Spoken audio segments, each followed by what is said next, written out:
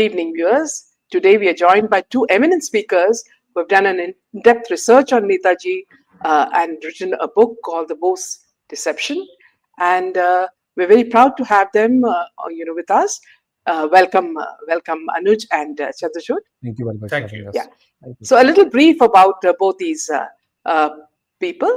Anuj is an Indian conspiracy theorist, author, No, I'm not. and I'm former so sorry. I'm journalist. not. I'm so sorry. I have to have for the interjection. I'm just a former journalist, so I'm not a Yeah. conspiracy theorist. Okay. So, Former, I think author let me and defend former myself. journalist, known for Former his journalist. books challenging the consensus on Subhash Chandra Bose's death by suggesting he lived years later. He also founded Mission Netaji to campaign for the declassification of Bose-related documents. And Chandrachur Ghosh is a best-selling author, columnist, and a public speaker on history, politics, economics, and environment. He left a two-decade career as an environmentalist and consultant in 2018 to become a full-time author. His national bestsellers include Bose, the Untold Story of an Inconvenient Nationalist, the definitive biography of Netaji Subhash Chandra Bose, and the co-authored Conundrum. Other titles include 1947-57 India, The Birth of a Republic, and his latest Many Shades of Saffron, Decoding 100 Years of RSS. So welcome to our channel, both of Thank you very you. much. Thank you very Yeah. much. Thank So you. this Yeah. must be the Wikipedia, introduction of mine, so that I resent being called a conspiracy theorist, which I'm not. So that is not true. Okay. Yes. So let's go to the topic now. Uh, as a patriot, the name Subhash Chandra Bose has always filled every Indian, with the pride. Known popularly as Netaji, he was a prominent and influential Indian nationalist leader who played a crucial role in India's struggle for independence from British rule. He was a radical Indian leader who resigned from ICS to join the freedom movement, advocating for Purna Swaraj, complete independence, and twice serving as INC president. Due to ideological differences with Mahatma Gandhi, he formed the Forward Bloc in 1939.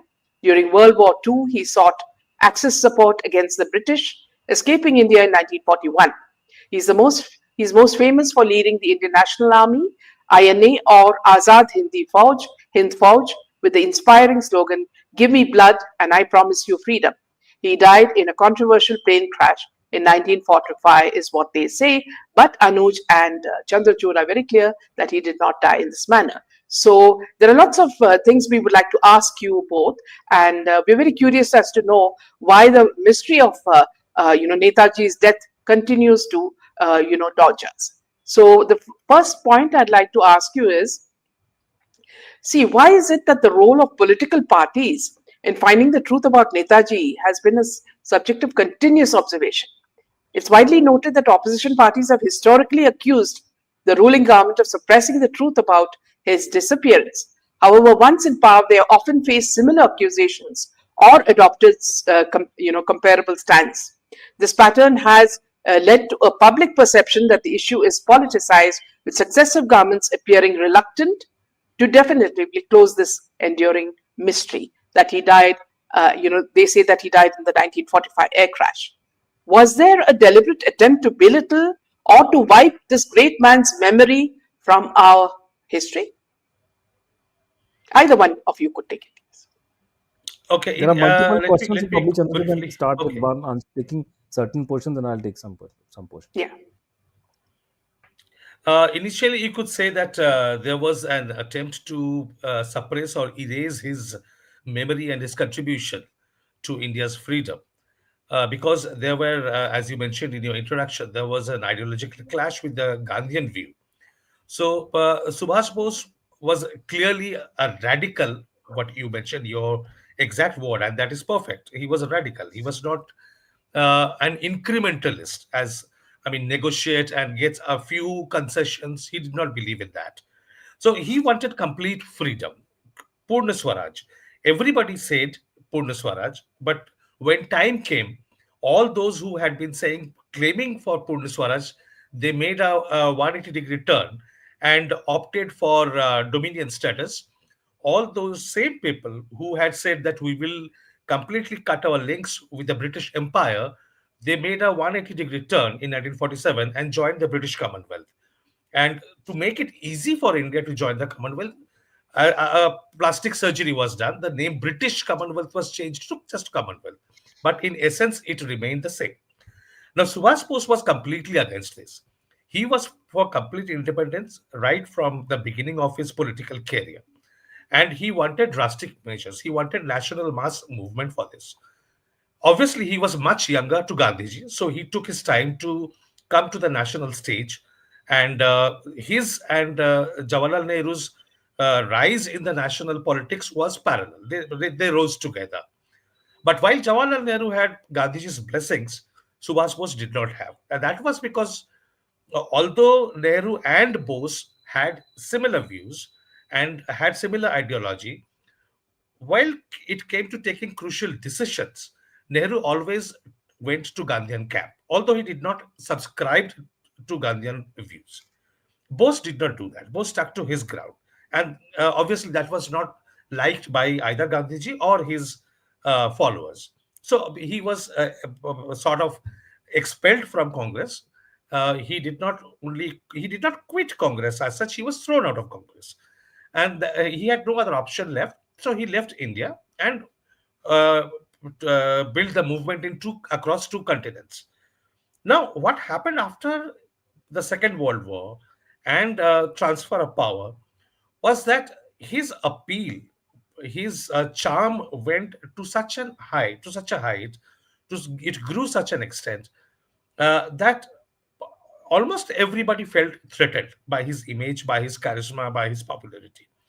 And because India chose a path which was essentially Gandhian, post independence, there was a necessity to continue with that Gandhian narrative, which was essentially that we won our independence through peace and non-violence. We negotiated with the British, and out of goodwill, they left our country and handed over power to us, which is far from truth, which is absolutely not the truth. But this was the narrative created for a new India in the volatile times of post-World War world. And India had to continue with that, and the Gandhian establishment found it very convenient. Now, Subhash Bose was an inconvenience to this whole narrative. So he had to be sidelined, and kind of his contribution had to be minimized. He was presented as an also ran kind of figure. So he was, I mean, the actual history, if we see post 1945, is that the Britishers had not given a timeline when they would leave India. Everything was accelerated only when the news of the Indian National Army reached India, the news of Netaji's activities abroad reached India, and the whole country rose in rebellion, including the army, the navy, the air force, the railways, the student community. It was an autonomous kind of a sui generis, you can call it, and instant reaction. And there was a volcanic situation in the whole country, and the British Raj got so unnerved by it, they realized that they had lost the support of the armed forces and all the security apparatus, including the forces, the police, and everything, that they could not continue anymore. And in that post World War situation, it was not possible to get reinforcements from the home country, which were necessary to continue. So, obviously, the decision to quit India was taken in a haste. When Attlee sent Mountbatten, he had set up a timeline of June 1945, 48. That was the first time when the British Raj actually, after the naval revolt, the Indian Navy revolt, Royal Indian Navy revolt, the first time the British Raj set a timeline. And after Mountbatten came, he even advanced that date by more than a year, almost a year. So he advanced that date to August 1947. So all this happened because of the impact of what Netaji had done abroad and the Indian people's reaction. So this was completely suppressed, and that narrative of peaceful agitation got us our freedom was put on the pedestal. If this had to continue, if this narrative had to continue, which served all the Brown Sahibs who continued from the British Raj into the new Indian government, in the civil as well as in the military, then Subhash Bose had to be isolated. It was a necessity. So that was the reason for the separation during those years, initial decades, first 2 3 decades. After that, it is commonly said and it is well known that to cover up one lie, you have to tell a Yeah. thousand lies. So that kept on building to such an extent that it became a very difficult task to completely wipe out everything, the past, the narrative of the past, and speak the truth.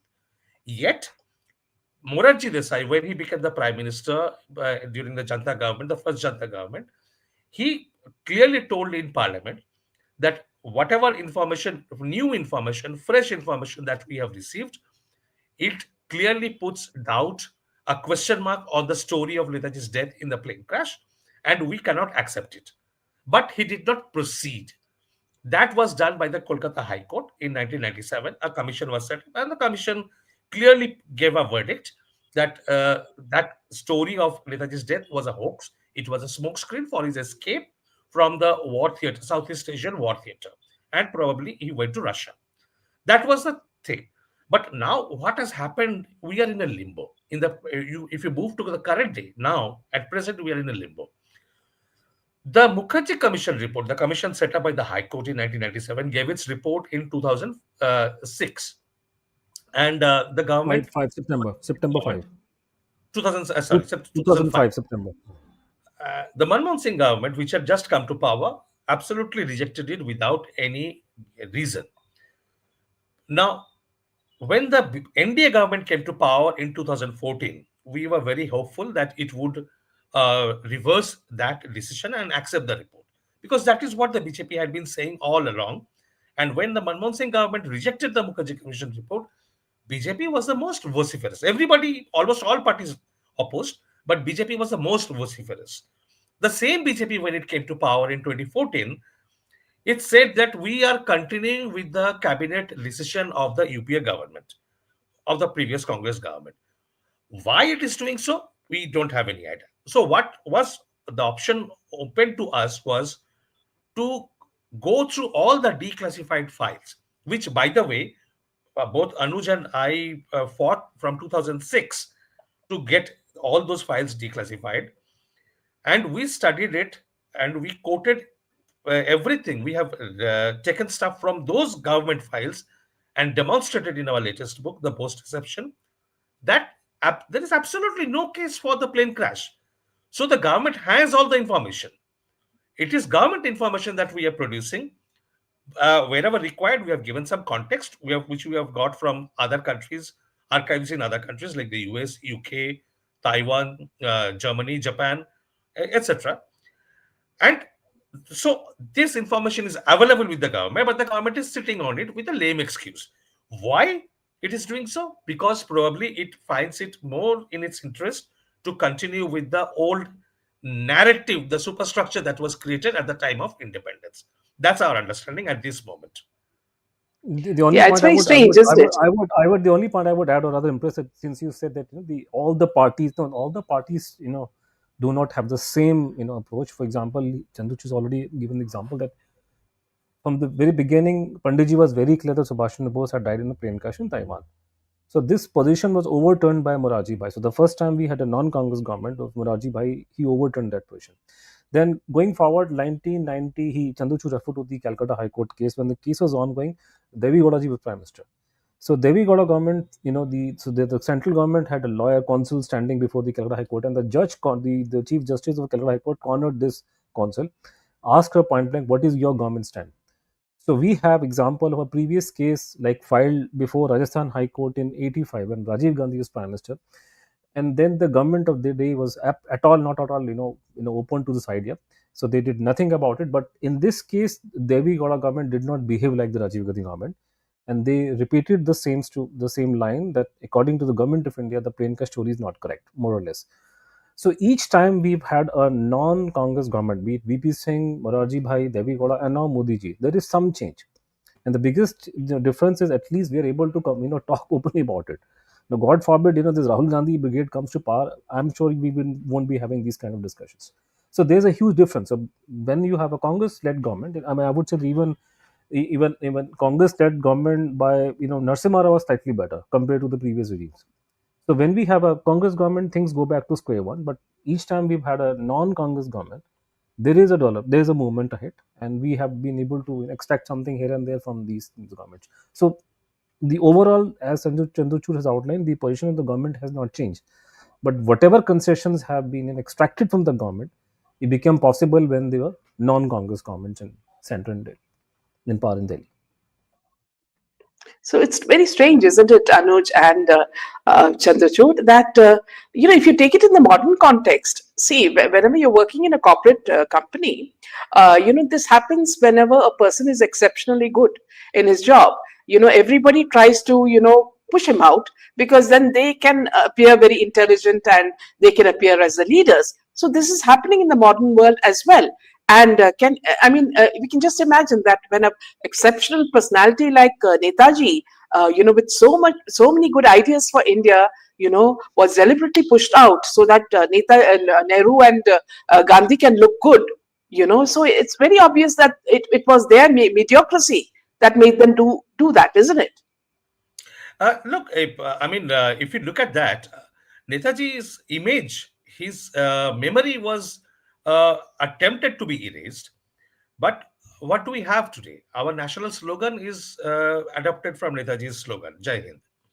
Our national anthem, Jana Gana Mana, was used for the first time by Netaji, and it was Yeah. handed over ready-made to the independent Indian government.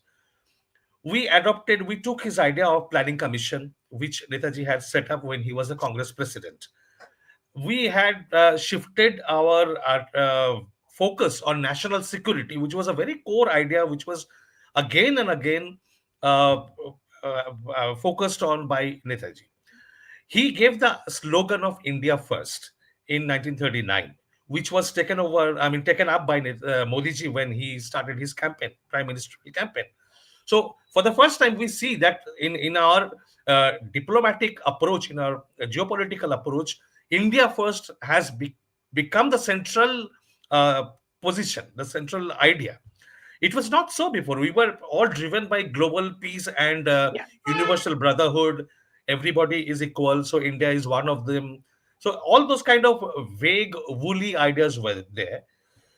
But there's self-confidence, this looking back at our heritage, at our legacy, and drawing ideas from that. All these ideologies were in fact ideas of Netaji. So we can't say that Netaji's ideas were removed. His ideas were taken up, but his name was never allowed to take the center stage. That was only to protect the image of the Gandhi Nehru lineage and that Gandhian narrative that we are a nation of peace loving people, and we believe in universal brotherhood. So that's one. And the second thing is that it's very difficult to sorry, to dismantle a narrative structure that has continued for 8 decades. It cannot be done overnight. So I understand that is a big challenge for any government, but we have to work at it. We have to keep working at it. Yeah. So Anuj, Despite government doing everything, for the last so many years, for decades now.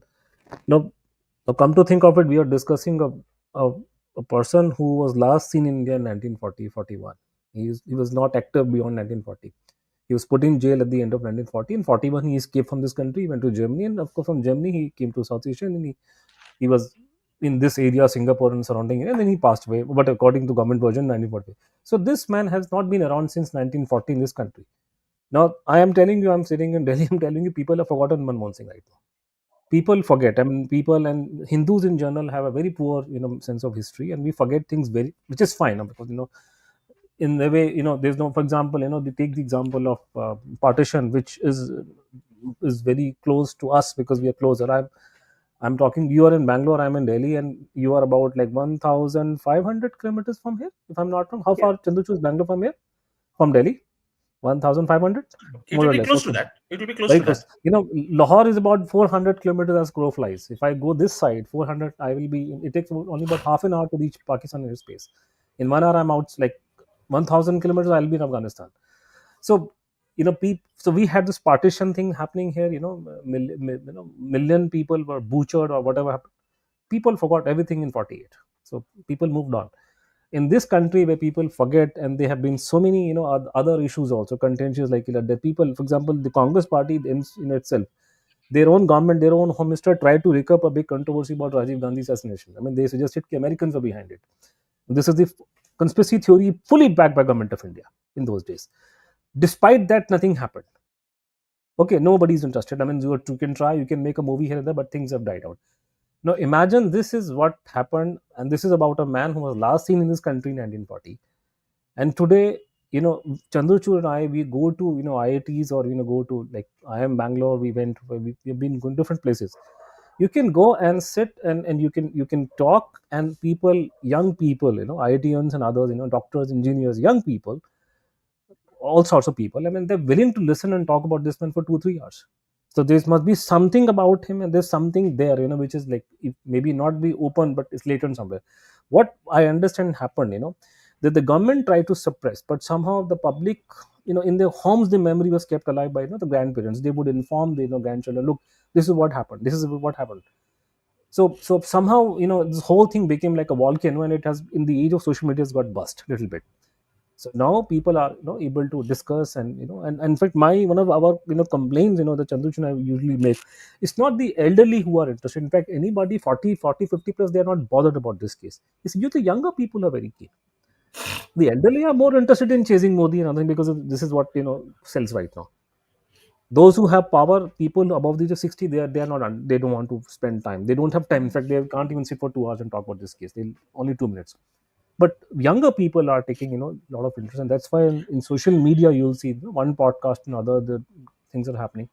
So the government's best attempt could not prevent this man, because he was very popular and he was very big, and he had his imprints in different parts of the world. So it is difficult to suppress a man so huge, in And this public. probably is the only example in the world where 6 7 decades of consistent, continuous apathy, or even active disinterest from the government has not been able to wipe out his memory from the public mind. And when I say public mind, it is not restricted to Bengal. Go to any corner of the country, you will find the same amount of enthusiasm, same amount of admiration, same amount of emotion, whether it is Tamil Nadu or whether it is Kashmir, whether it is Gujarat or whether it is Assam. You will find the same amount, same kind of emotional response. We find that we keep traveling and we find the same thing everywhere. So this is So, probably the only example in the whole world. yeah. So, my question is, there was a time when, this is on record, that Nehru's letter to the Prime Minister of Britain informing him that their war criminal was living in Russia and that they need to take care of him. So, how did he come to India, and what made him live like a monk, Anuj? No, the first of all, this particular, the let's take one step by step. You're referring to sort of a letter which uh, is, according to many, is a fake letter. What really happened? Let me tell you what exactly happened. So you're quoting.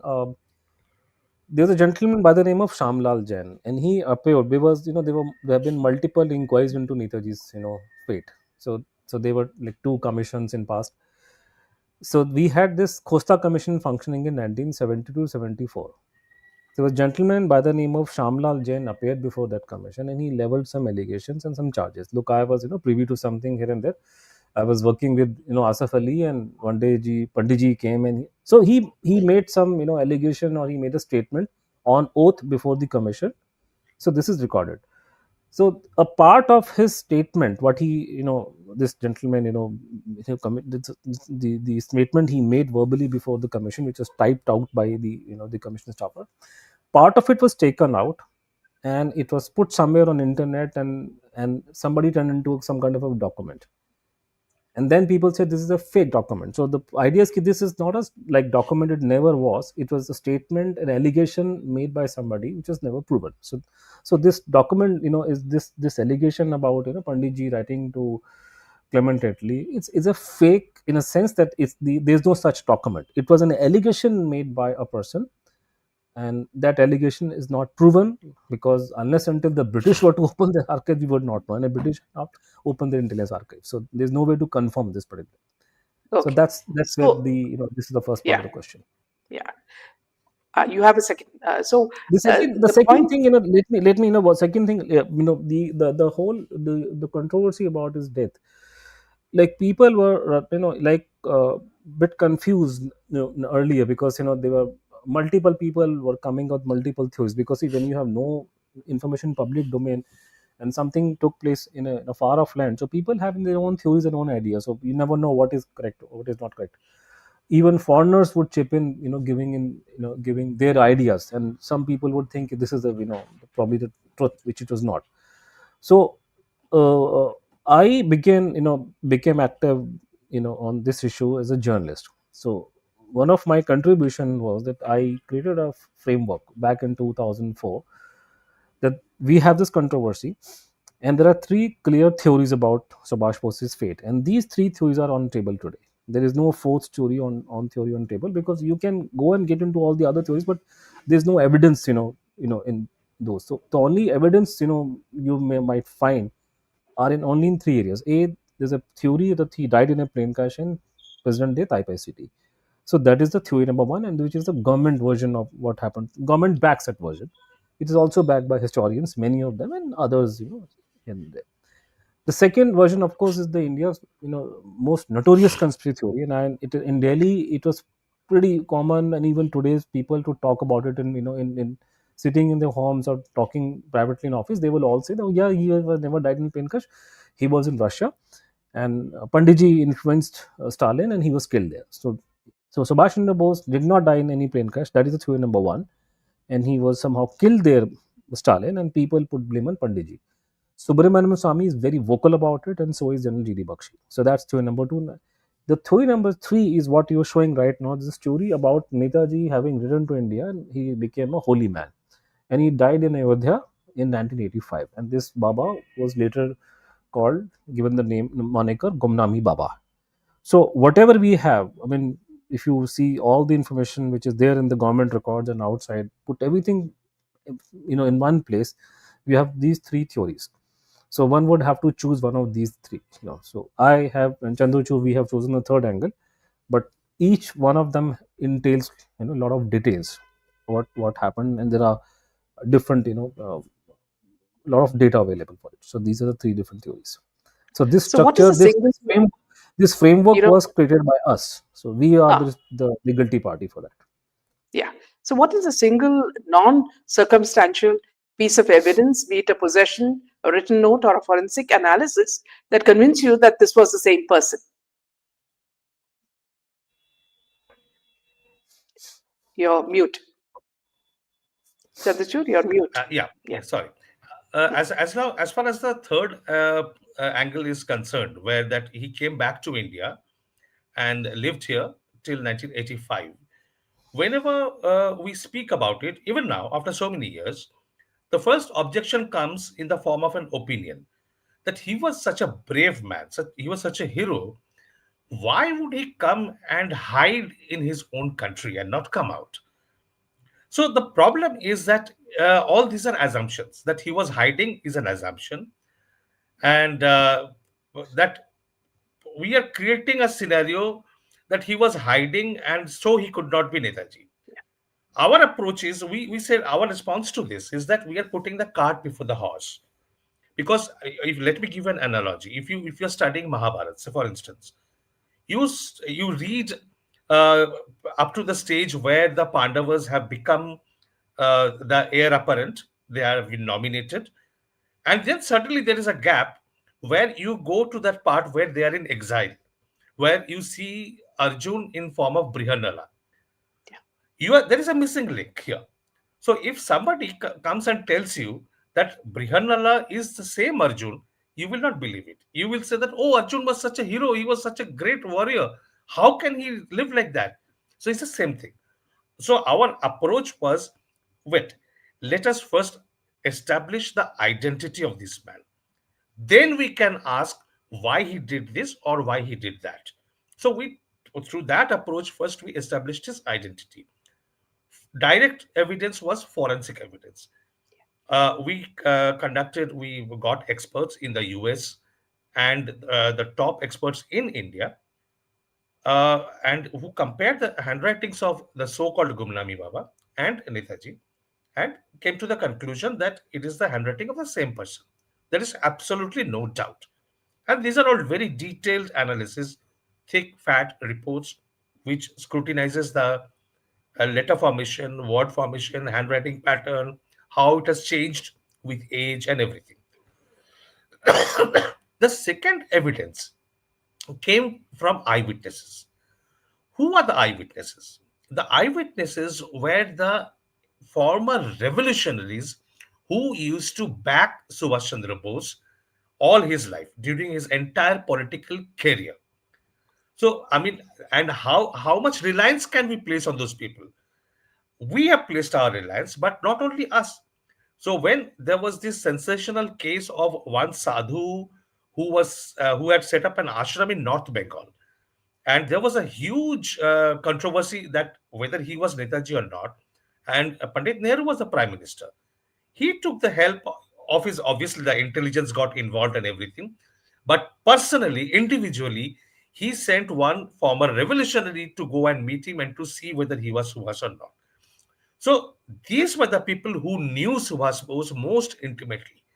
And we have the eyewitness accounts of a number of such revolutionaries who had worked with Subhash Bose, who had seen Subhash Bose, knew him thoroughly inside out, and had met this person who was living in disguise. Now, we cannot question their version. And there are, I mean, consistent year after year, I mean, 3 decades of evidence. They have consistently interacted with him. There are letters, there are journals where they have taken down notes of what he used to talk about. So these two are the most important pillars. And then there are documents which were recovered from the house where he used to live. Where we can put together, reconstruct, add them up. There are letters from people who became chief ministers of Uttar Pradesh, from which we can see that there were at least 5 chief ministers of Uttar Pradesh who were directly in touch with him, in contact with him. So all these are circumstantial evidences. So when you compile, put together all these evidences together and compare it with the evidence available from the plane or for the plane crash theory.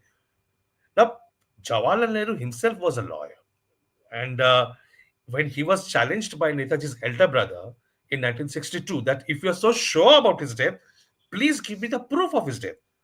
Pandit Nehru wrote in his response that I cannot give you any death because all we have is circumstantial evidence. And we have, using the government files, demolished all those circumstantial evidences, each one of them point by point, that they are completely unreliable, they are contradicting each other, and contradicting each witness contradicted himself at different points of time, completely unreliable. So the weight of evidence is much, much more from whichever angle you approach this case of Gumnami Baba. I So, can what I can add is, of course, one, of course, as a former journalist, you would probably appreciate that I am adding to what Chandrachur said, that I received a proper information from a source in the government at the highest level. This is the truth. So that's no evidence per se, but I got a very clear cut information from the government, and since then, and this was like 20-25 years back, but now since then many people have confirmed. So because in my life I have spoken with regard to this case to a beat constable to IB director level people. So right. the story is consistent, that this story is making all the sense. Now Yeah, just to absolutely. take you, like, giving you one example of, I mean, this pertains to the plane crash story and why I should not believe it, even though I have not given much attention to it. But then anyhow, let me tell you a story because you probably understand. There was a gentleman by the name of Bhaskar Menon. Bhaskar Menon, like, he was from Kerala, but then he passed away in Chennai in 2002 or something like that. Bhaskar Menon was Netaji's confidential secretary. He remained loyal. Not everybody remained loyal, by the way. The many people who are now making a lot of news in media or their descendants, they were not loyal. After 47, they forgot Subhash Chandra Bose became part of Panditji's government, many of them. And today, just because Modi ji is opening fire and Modi ji is creating this thing, so they're coming and hogging the limelight. So not everybody in INA was loyal, first of all. So here we're talking about a person who was very loyal to Subhash Bose. He was confidential secretary and subsequently secretary to his brother Suresh Sharad Bose. Now Bhaskar Mandan. Now this is now put yourself in his shoes. This man is about he's in his mid or late 80s. He was dying. He'd become blind by this time, and he appeared before Mukherjee Commission. So he was at his daughter's residence because she was looking after her father. And what he said, he had been saying all throughout his life. So he had told the same story to the previous commission and committee and to even the investigating authorities. But tell me, give me one reason why should I not believe this man? He's old, he's dying, Yeah. he's 80 plus, he's consistent, his loyalty was never questioned, and he was blind, so he could not even sign his daughter's sign for Yeah. for him. So he told commission, and this is a matter of record on oath, that I was with Netaji. Nobody disputes their IB reports. He was with Subhash Bose in his last known days. He said Subhash Chandra Bose had all the plans to go to Russia. I never believed in this plane crash story because he had all the. He said, myself I typed letters. When he used to dictate. He said he was dictating. I remember. He said I remember a day or two before the plane crash happened. He said he dictated a letter, and this was sent to John Thievi. He was also from Kerala. He said to Colonel John Thievi he sent a letter, and he said, I recall from memory, Netaji was dictating that I am writing to you on the eve of a long journey by air, and who knows, an accident may not overtake me. So this, he said, Subhash Bose told me about a plane crash 1 or 2 days before the plane crash took place. He said, when the story of plane crash came, I understood what he was conveying. Yeah. Give me one reason why should I not believe Bhaskar Menon? And there are 50 more people like this. You Yeah. can take one Absolutely. state. I can give you from Gujarat. I can give you from Odisha. Every state you have one person. This is not a story about one particular state or one region. It may Okay. have a lot of Now, my beauty next in it. question. Yeah. So my next question, Anuj, is that, uh, you know, uh, so if he survived and lived as a Gumnami Baba until There was 1985, no plane crash. what? There was no plane crash. So there's no survival. There was no plane crash. It was a planted story. The story was planted Okay. so that he So can what speak was to us. the strategic, political, or personal reason for him to remain in exile for 4 decades and never reveal his true identity, even to his closest family? So was there something very sinister happening that he, wanted to be away from? No, the first let me come to this point. That the family was not aware. That's what you're Yeah. suggesting. Okay, Yeah. let me tell you. Let me give you an idea. No, I was telling you about the commission of inquiry. No, there are different commissions, and these commission, function like some courts. They are quasi judicial proceedings. So we had this commission of inquiry functioning between 1970-74, which is the Costa Commission. So we were not around, obviously. And this inquiry commission report is fully backed by government of India. It is fully backed by members of Subhash Bose's family who are directly interacting into the Congress party. Okay, now before every commission, you usually have different parties, and these parties have their own lawyers, and these lawyers make their submission before that commission. Now, and the commission at the end of the inquiry, towards the end of the inquiry, and the commission usually have what is known as the argument session, whereby the lawyers for different parties would make their final submission, and at the end of it, the judge would decide which is the best option available. Now, what I'm telling you is on a matter of record. The problem with the media, that the media, nobody knows anything about this case. They'll just pick up their camera, they'll go to somebody who's very famous, well known, and somebody who's probably capable of giving very good bite, and they will just put us and the gentleman will say something, and you will take it to as a gospel truth.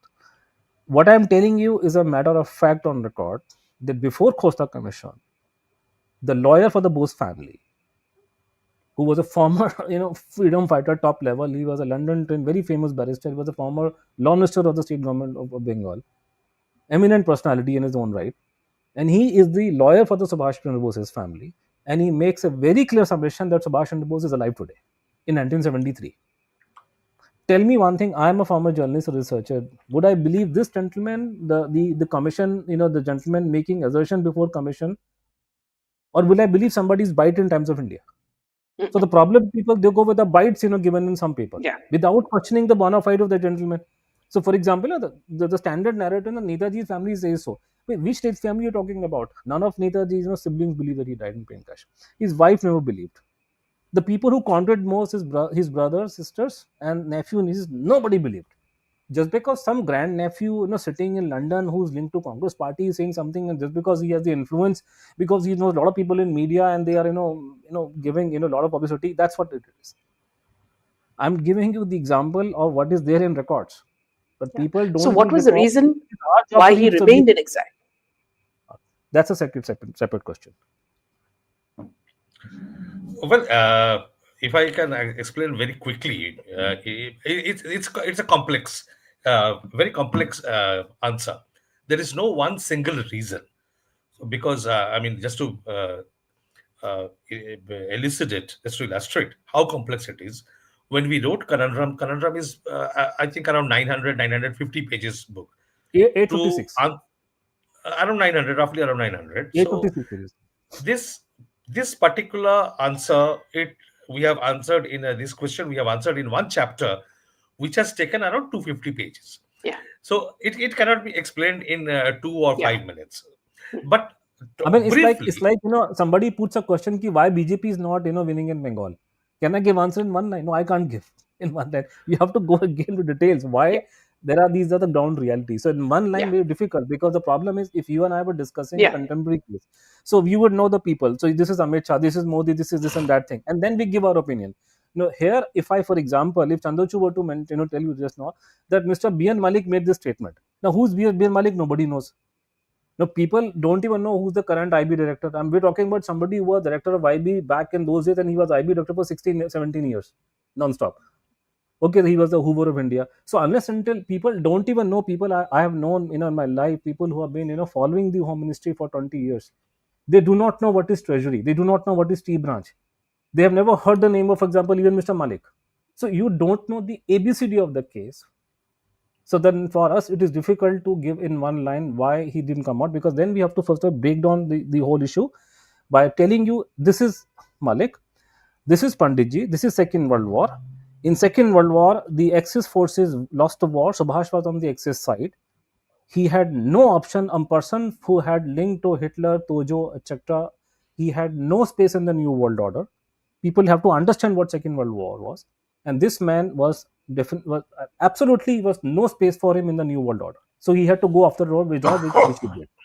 It is only after breaking down all these complexities in simple terms and explain people, give them the data, is then we can give you our why he didn't come out. So otherwise, in one or two lines, difficult. so I mean, one might argue that all these are old things. After World War was over, this did not matter at all. To them, it would. I mean, I would remind them the reaction of the Western world when Netaji's statue was being set up at Kartavya Path by Modi ji. Not only the reaction of the so-called liberal democratic countries like the UK and the US, but our own brown sahibs who are fed by their value system, or who survive on their appreciation, the kind of noise they created, the objections they raised, all was, how can we have the statue of a fascist Nazi sympathizer, somebody who fought with Hitler or fought with Japan? And this, we are talking about 2022. Yeah. To give you another example, when this assistant to a US senator or a US congresswoman, a Bengali fellow, he went to a press conference wearing a t-shirt which has Netaji's photo in front. There was a sharp reaction in the US media that how can this person wear a t-shirt with a Nazi sympathizer's photo? So this is the reaction 70 or 80 years after the man allegedly died. Now imagine what would have been the Yeah. reaction in 1950s and When he 60s was alive. Yeah. when he was alive. That was one part of it. The second part, obviously, he was not wanted in India by the establishment, by the authorities, by the Congress party. He was unwanted. He was an inconvenience. He was a threat, Yeah. because the moment if he stepped out, he would pose a challenge which would be so serious, Yeah. so severe, the Congress party would not be able to absorb it. Even Pandit Nehru, even if he was there. So they were constantly worried because they knew he had not died. He was alive. He survived. He was somewhere, but they did not know where. So constantly the spies were working. The Yeah. intelligence network was behind him, trying to figure out where he is. In India, outside India, if in India, where. So if we have studied the intelligence deployment uh, behind every rumor, from wherever any small rumor came, the intelligence teams would be rushed there. Why? I mean, the government is saying that he has died. There is absolutely no doubt about it. Why are you deploying intelligence resources? So, and then big problem for him was if he, hypothetically, let's say, if he came out, would he have to join an existing party? Congress, he could not. Communist Yeah. Party, he could not. But the other alternatives were not there. But these Yeah. parties would then fight with each other, trying to accommodate him, adopt him, and say he's ours. So he did not want this. And from whatever we have been able to understand, he had a terrible distaste for the way Indian politics had shaped Yeah. up, but he wanted to stay behind in the background and serve India's cause. So he was not hiding, he was not sitting idle. He was extremely active in the global arena and also in domestic politics in certain ways, Yeah. not in the normal partisan way that we understand politics. In certain ways, he was, and he was working for India's interests. I Yeah. mean, So if my I were to next, tell you that, if I were to tell you, for example, I mean, because I mean, it will, I mean, unless until we have sufficient data, time to explain that there's a link between him and Ram Temple, nobody will understand because you don't know what data we're talking about. Anyhow, but I mean, you would appreciate again, a Baba sitting in a UP in some rundown place in back of the beyond kind of era.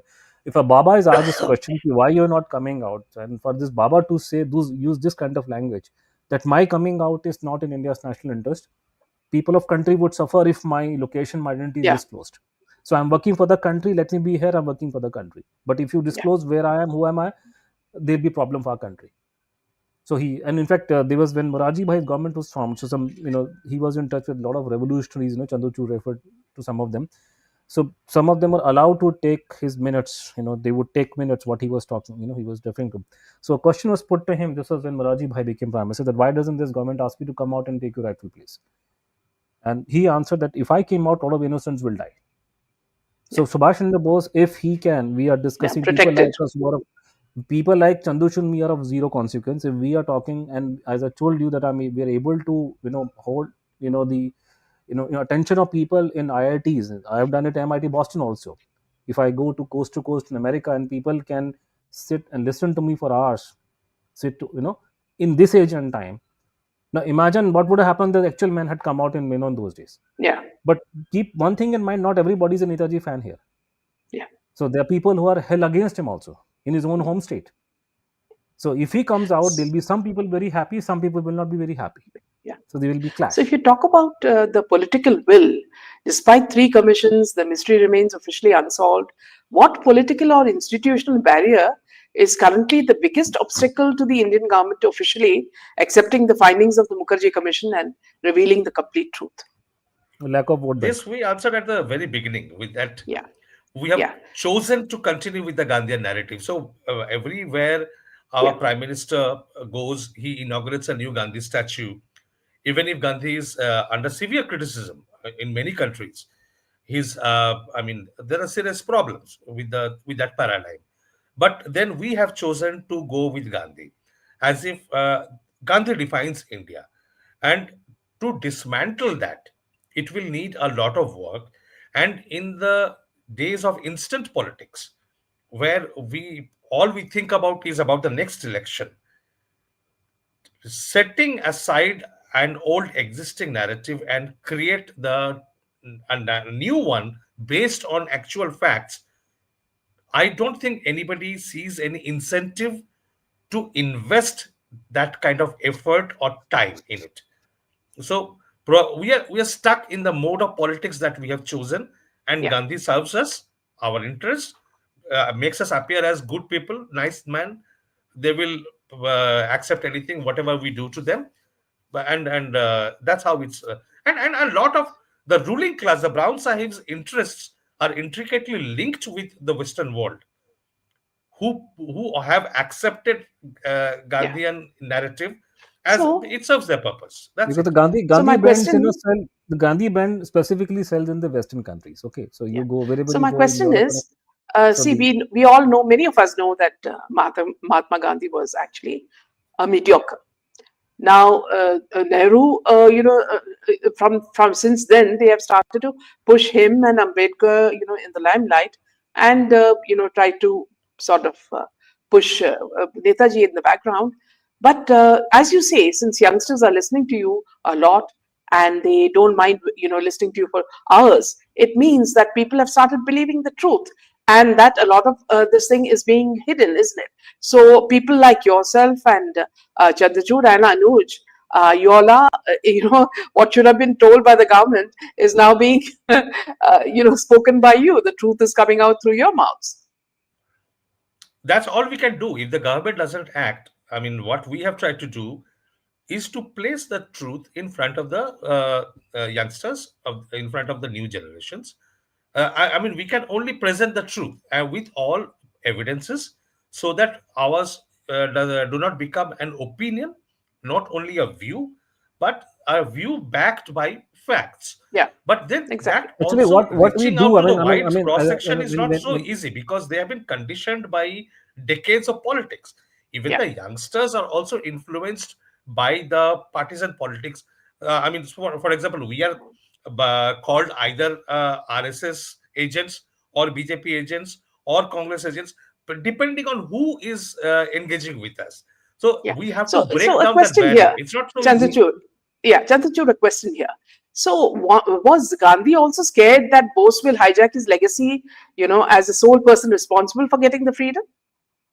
Absolutely, he knew that. I mean, but I would say Gandhi was more honest, because when Netaji left the country, Gandhi he informed Gandhi that he would take such a step, and Gandhiji wrote him in his last letter that if you win, I will leave my path and adopt yours. I will be the first person to welcome your victory.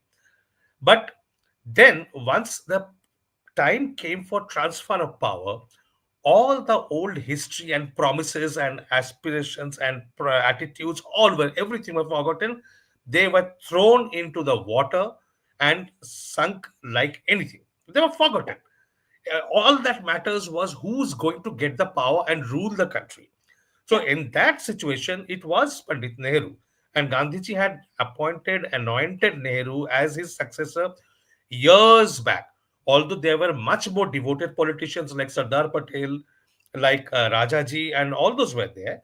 Gandhiji was very clear that these are not my heirs; they are my followers, but they are not my heirs. My heir is Nehru.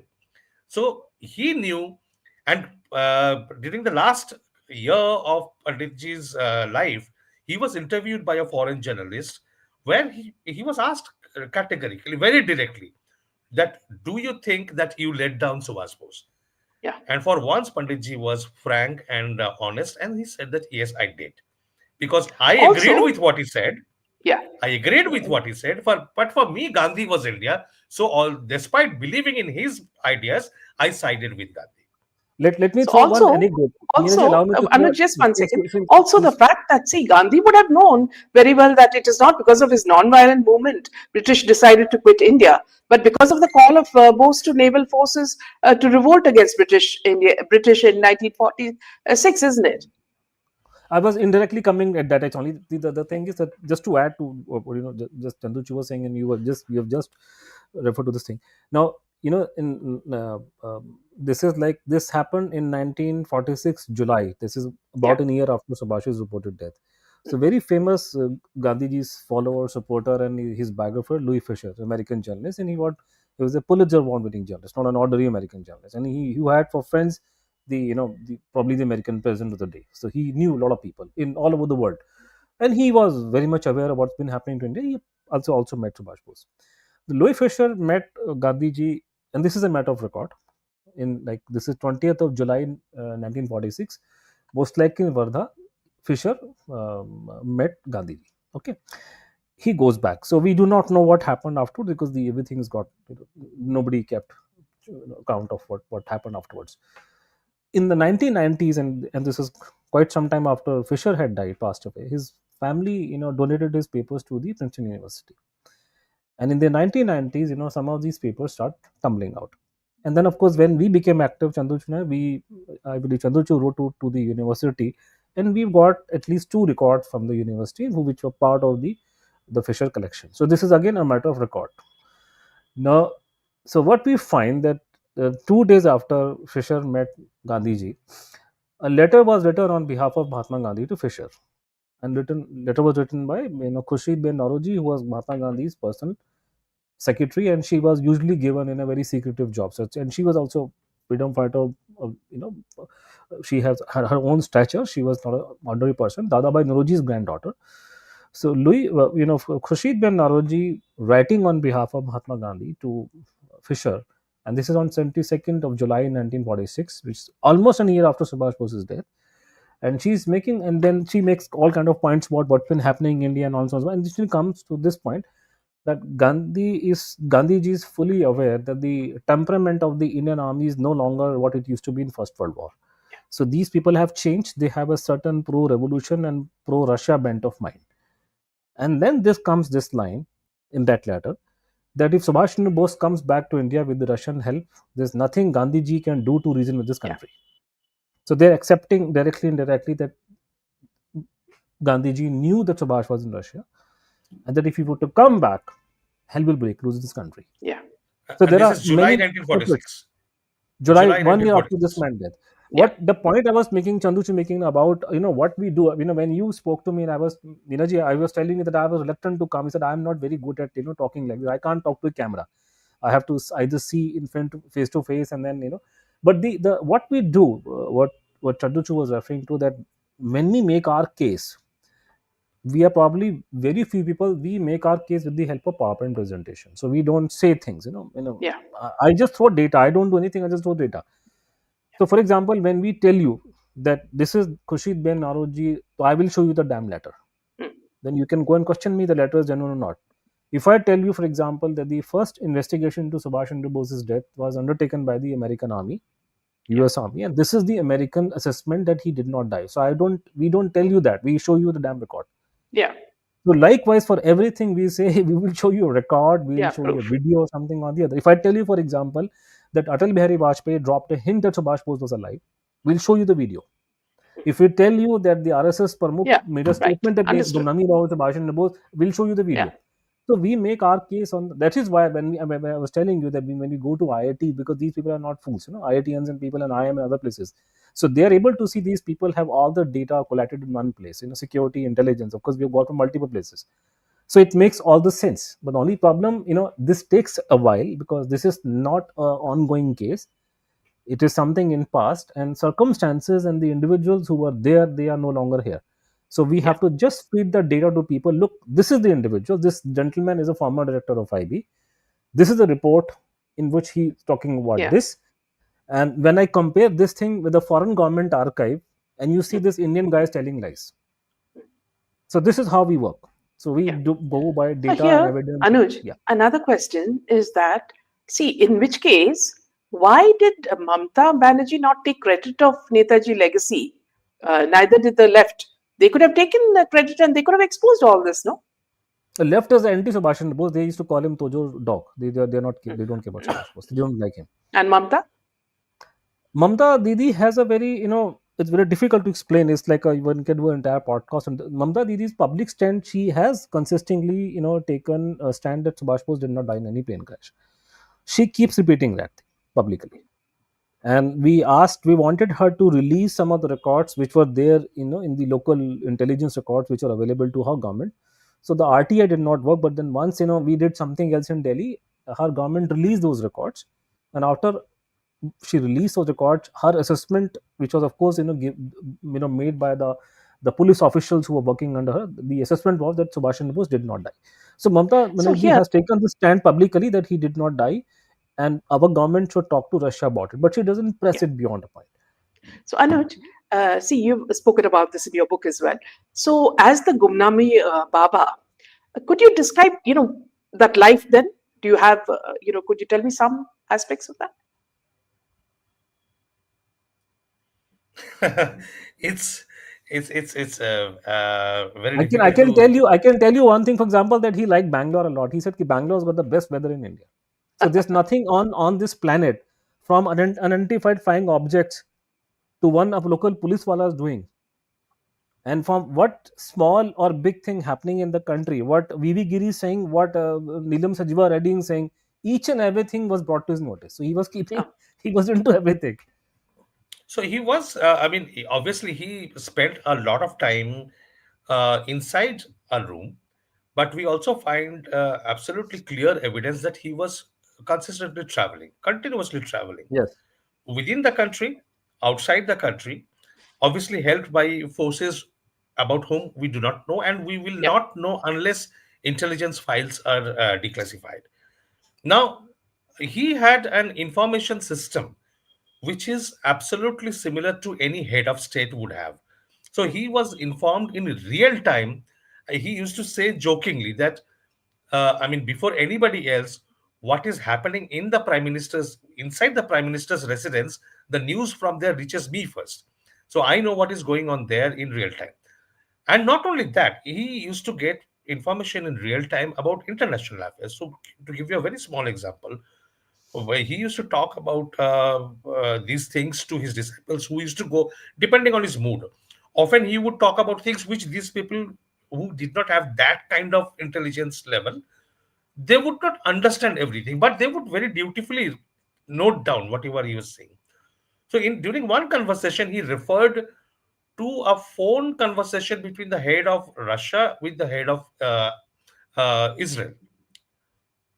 And I mean, if you read it, he this we're talking about the mid 1960s. I mean, if you take him to be a con man, anybody can make up such a story. yeah. Now, the thing is, as we were writing Conundrum, it was just around that time some old Moscow diplomats' diaries were declassified and published online. Yeah. And lo and behold, exactly those things were stated Ah, in the diaries.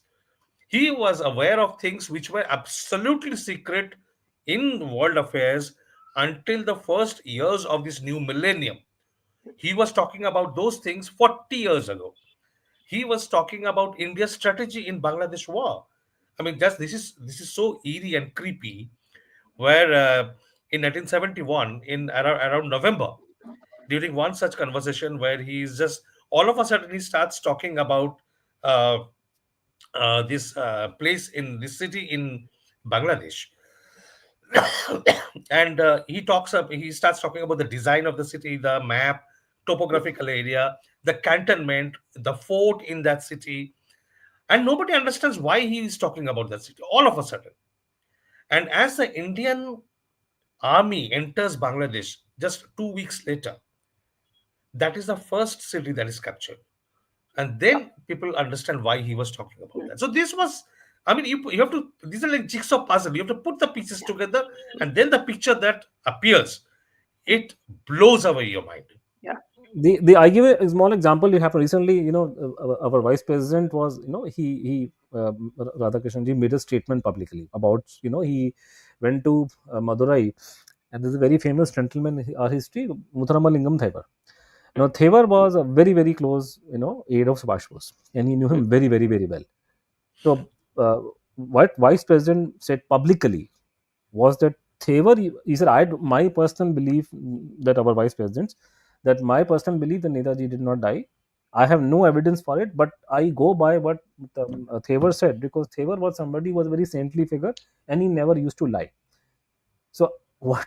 So that's the story goes like this: that Thevar himself called, multiple press conferences in India in 1950s, and he told media publicly, and I'm telling you that he said, ki about 1949, I got a call from Subhash Bose's elder brother, Sharat Chandra Bose, and he called me and he told me, "Look, I am not well. I'm going to die. You go and meet my brother." So 4 years have gone by since Subhash Chandra Bose's death. His brother calls Muthuramangan Thevar, who was very close to Netaji, by the way, whose credential you can't question. You have a statue of his in Parliament House. He's not a small person. So he said, I went outside the country without a passport. The IB can cross check it. and I've met Subhash Chandra Bose. And he started talking about, he said, I insisted the government of India must come out very clean on the issue of whether or not Subhash Chandra Bose was declared a war criminal. Okay, so this line is there. I mean, these are, so like he said, there's so many mind-boggling stuff, which is there in the whole story. So, and it's not in one place; it's in multiple places. So he used to go around in the guise of a holy man. So and he also came to Madurai, probably in '60s, early '60s. And insofar as I am concerned, my knowledge is probably one of the Shankacharyas also lived there. Okay. So So, whole lot of yeah, a lot of what you say, I mean, now people have started believing it. Now, one question is that, say, even, in the movies like Bengal Files, Mahatma Gandhi has been mocked at. And people, I remember, sitting in the audience, everyone was laughing at Mahatma Gandhi's, they made him exactly come across like a clown. So now people have started believing that, these people were the, what you call the players, when the actual, freedom fighters, were hidden. And I'm sure, see, one question to both of you, because you all have done so much of research and you all have, as you said, come out with proof of everything that you have spoken about or written about. Now, isn't it time that, you also collaborated with someone and made a movie on this? Because, see, words are always good. Intellectuals read it, books, people read it. But when a movie comes, it goes down to the grassroots level, and people understand it even better, isn't it, Anuj and Chandrachur? A movie has no, already been made on let this. me before A Chandrachud, you Bengali said, movie was let made, me and it won a national award, and that is what No, made I'm the talking issue about, popular. okay, that you're talking about Tashkent Files? No, no, we are talking Gumnami, about Uh, Gumnami, a movie made by Gumnami. Srinivas okay. Mukherjee. Now, what about, with the knowledge that both of you have, I mean, The first, I mean, I was going to give you a name which you probably will not like much in this, but the first person who approached me, Chanduchu was also there for a movie on this case was Anurag Kashyap, because Anurag Kashyap has a link to this case. He's from UP.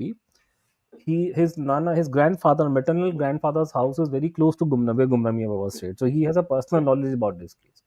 So the first person who approached me that he would want to make a movie on this case was, and we had a long discussion with him, was Anurag Kashyap. It didn't work out. I'm talking about the Congress time, but off and on we have been multiple people from different, they've tried.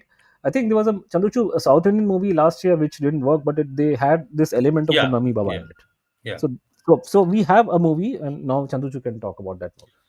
yeah, See, there is something about this case.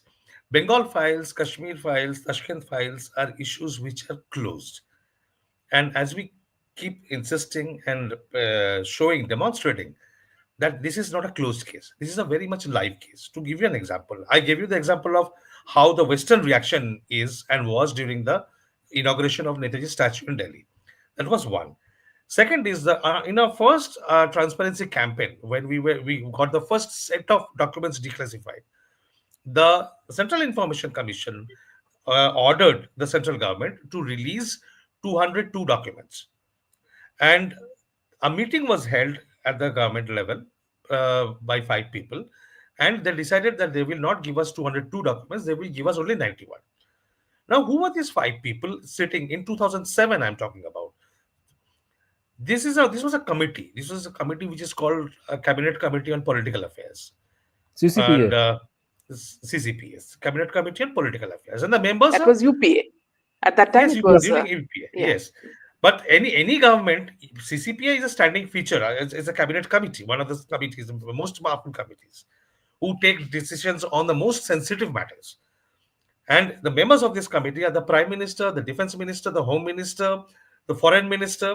So the five most powerful people in the country had to sit that's it. together in 2007 to decide whether documents on Netaji can be published or not. So, I mean, by no means is this a dead matter. It's a matter of political relevance even today. And probably that is a reason we find a lot of politicians, very high profile, very high level politicians who know about this thing, admit to us in private discussions, but refuse to utter a word in public. Something scares them. Same in the movie industry. A lot of directors, producers have shown interest, but when it comes to the crunch, they stay back. They fear something. something which scares them. They don't want to take the final plunge. We have not been able to crack that, what scares them, but there is something. But we are trying. I mean, someday or the other, I am sure we will succeed.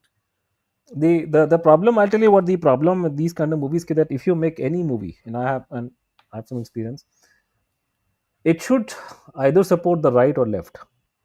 So if you do something and it supports the right narrative, the entire right ecosystem will start backing you up, and the government will also back you if the You know, government is a right. Now the yeah, problem with this case, that it looks like as though it is attacking the left, which is true. There's a lot of, this is completely anti. Congress will suffer the most. But the problem, because the Modi government and the Yogi government are not willing to take a stand on this. So if you make a movie on this issue, the whole thing will boil down to this fact: ki why Modi ji is not acting. So because the whole idea, when you go for television Yeah, debates, you can so criticize and abuse the what they do, Congress. they divert the attention on Pandit and they divert attention to on somebody else. No, Pandit ji passed away in 1964.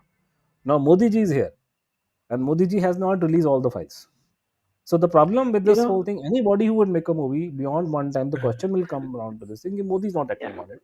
So what do I I'll do? tell you Left an will not interesting back me thing. because it doesn't support left's worldview. Yeah, The right will not back me because the two people on the top they're not taking a decision on this issue for whatever yeah.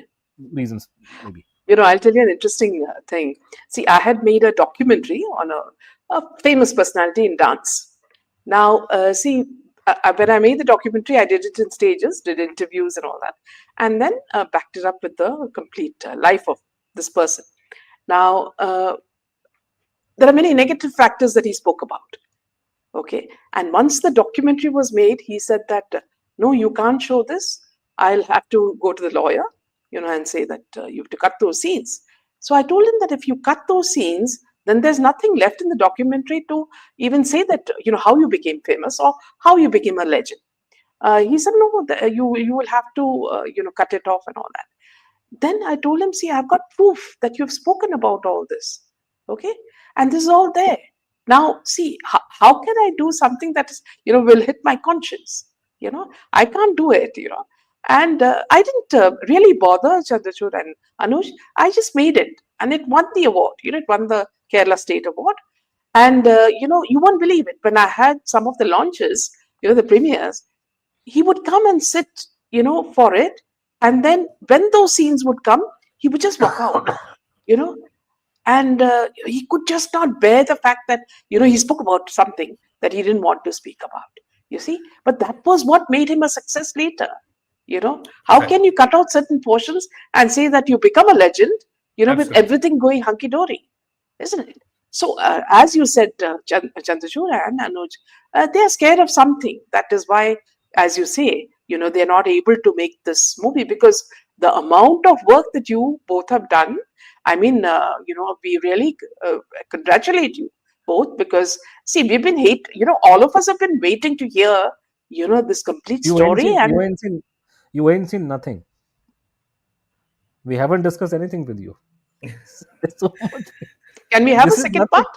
I said Of Have course, have we a can. second part? I said no. Yes, we Definitely can. we Definitely, we hardly can. discussed anything with you because this is such a controversial and such a bad Can case. we have a second part? Is what I'm Yes, we asking. can. We can. Certainly, we can. What I'm telling you, that this is very very long, demanding, and complicated. I give very small example. He talked about the CCPA thing. Again, I am whatever I've been telling you is a matter of record. If I have not, it's not matter of record. Please go and sue me. Again, it's a matter of record. The thing is that we went and filed a case in the central, and this is all happening in the time of the Congress party. Now many people have suddenly started saying, these guys are doing because of this. My dear fellow, we were victim in the Congress time. Everything we've done, everything was done in Congress time. We are just able to bring ourselves to situation because thanks to the social media, for which I'm eternally grateful to the Americans. So the now we filed a case in the Central Information Commission. There are records that we want to have. So a letter was written by the then Home Secretary. So I'm sure you know what is the meaning of the Home Secretary of India, central government. The gentleman who's in charge of, and he knows the whole where army is moving and what IB is reporting, because the director IB will also report to him and to the Home Minister and to the Prime Minister. So Home Secretary is probably the most important and most consequential, civil servant in the country. Even though the Cabinet Secretary and the Principal Secretary Prime Minister probably is higher in that, but Home Secretary is Home Secretary. Now, the Home Secretary writes a secret note to the Information Commission, and he writes that we have about 70,000 pages concerning Subhash Bose's fate, of which about some of them are so highly volatile that if we were to release them, and I'm quoting his verbatim his words, it would lead to law and order problem across the country, especially in West Bengal. Especially. In West Bengal, In West it Bengal. will if we release some of the papers are so volatile that if disclosed, there would be law and order problem across the country, especially in West Bengal. So this is the Home Secretary. Give me one example of the recent time. People have this habit of saying that this case has become very big because somebody has made a move. Please give me one example where the Home Secretary has written in this kind of language. Give me one example of And anything, because that's just people have I made will add. movies about somebody has become very famous, and some movie, some big star is acting, so the whole country has gone wild. Give me one example. Now let me give you another example of what issue you're talking about. There are people in this country, because of some vote bank here and there, you're talking so much about them today, because you talk about them, you get the vote bank of their community, whatever it is. When you go to National Archive, you don't even file a single dedicated files on them, because the British never feared them. They are mentioned in some dispatches here and there. You are writing a report, the Home Department from Karnataka or whichever state is sending a report in the year 1955 or probably 1945 or earlier. In that, in the month of October, paragraph number 8, there's a mention. This is what they have.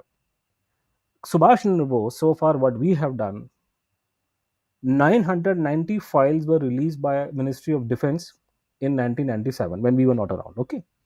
So 995 coming from the Ministry of Defense, and these are files, and they're specifically mentioned from 42 to 46, and we have evidence that they have got files even beyond that period, and especially the military intelligence.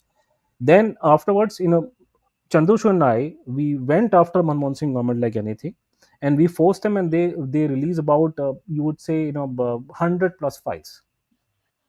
Not 100, more than that, Chandrachur. It would be about Over like 12,000 pages, I would say.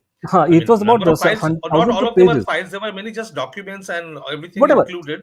That is counted as a file. So So 10, we have 12,000 pages, around 12,000 pages yeah, were so it declassified. was like about not a huge number of files. I forgot the number, but there's a huge number, 1,000 plus. I'm sorry, 1,000 plus files, 1,000 plus files. So not every file has got thousands of pages. Some have only one page, two page, but there are 1,000 plus files. Then we got it done from Manmohan Singh government on record. Then we us and some member from Subhash Bose family, we went after Modi ji, requested him, and Modi ji has really about 304 or 5 files. Okay. Then we have obtained information, we have obtained documents and files from Australia on Subhash Bose's death. We've got a dossier from the American Army, declassified. We obtained record from the CIA also, properly got declassified using the American Information Act. We've got files from Taiwan. So we have got, at least as of now, I From mean, UK. the From UK UK. also, in Japan also, there are thousands of files on Subhash Bose.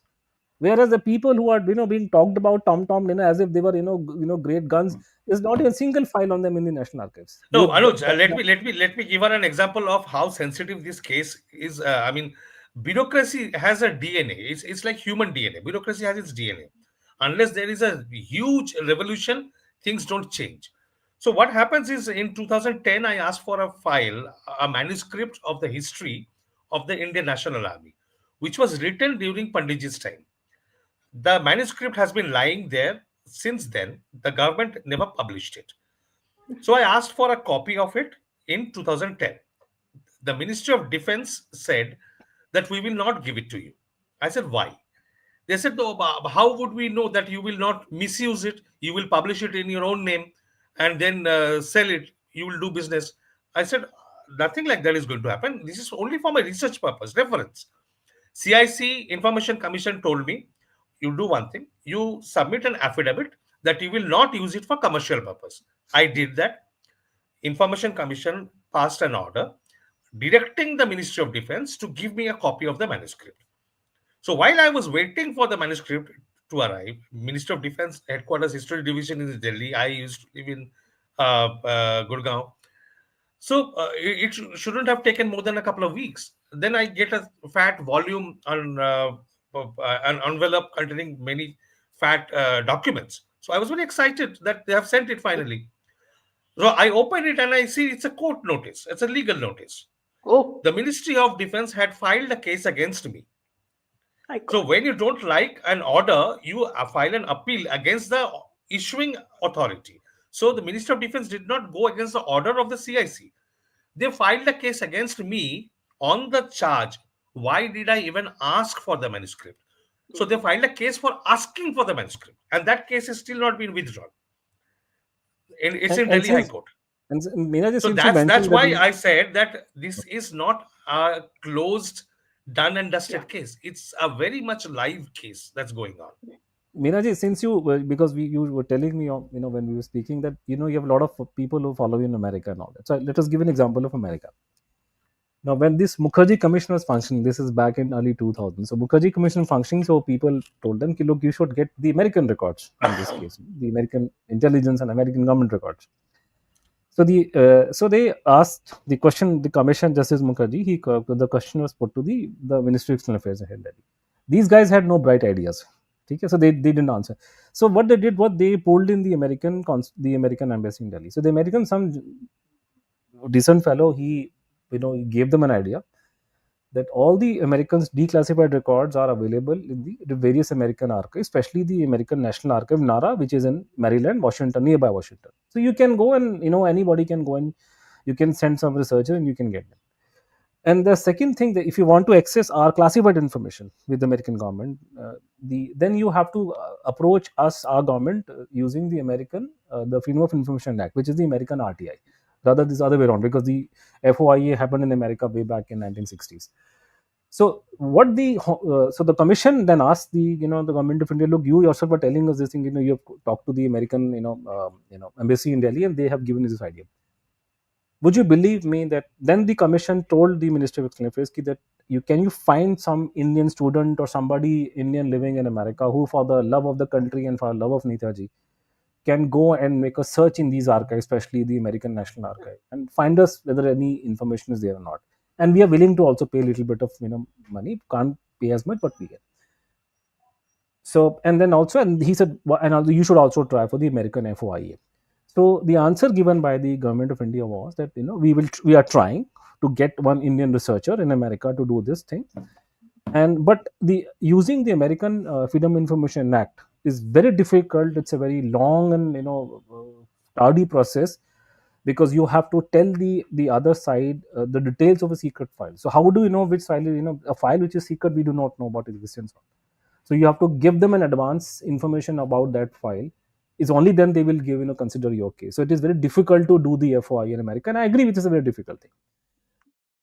Would you believe me? For the next 4 or 5 years, the government of India, specifically the Ministry of External Affairs, could not find, as they said, a single researcher in America to go to the American archives and do the research.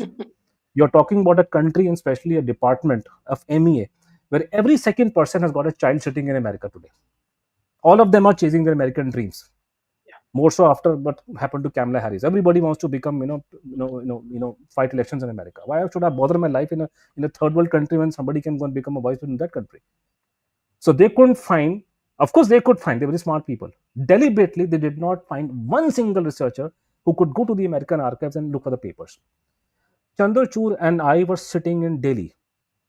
We travel by local metro. This is our aukat. Sitting here in Delhi, we located 2 classified CIA records. We approached the American government under the American Freedom of Information Act. They told us, we will not give you because releasing these information will harm the America's security interest.